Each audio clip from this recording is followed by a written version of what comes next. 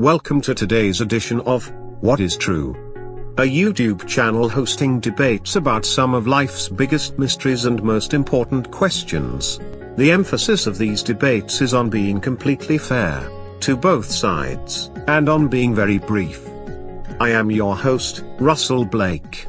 Today's topic is a biggie. Is the Bible true? Is it God's holy revelation, without errors?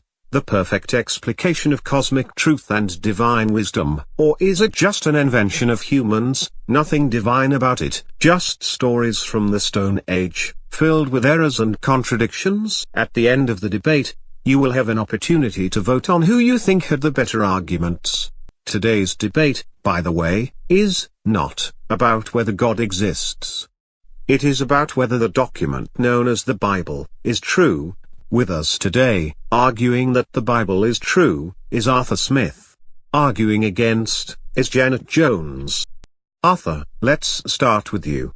You say that the Bible is true. What are your very best arguments?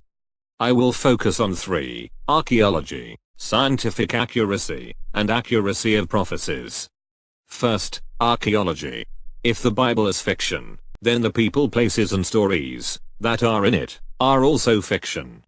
The so-called experts, at least those who do not believe the Bible is true, used to claim that the people and the places in the Bible are just invented. However, as more and more archaeological discoveries have been made over the years, it has been shown that the people and places in the Bible are quite real. For instance, experts used to say that the Bible's references to the Hittites were complete fiction. They said that no such group of people ever existed. However, the so-called experts had to admit that they were completely wrong, after thousands of Hittite documents and multiple monuments were found. And they said there was no way that Pontius Pilate really existed, that he was obviously made up, because there wasn't any evidence outside the Bible. Then, evidence was found.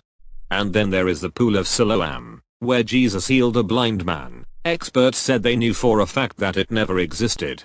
Then came some embarrassing news: they found it. I could go on, but the point is, archaeology shows that the Bible is not fiction, but that it is real. That's a bad argument.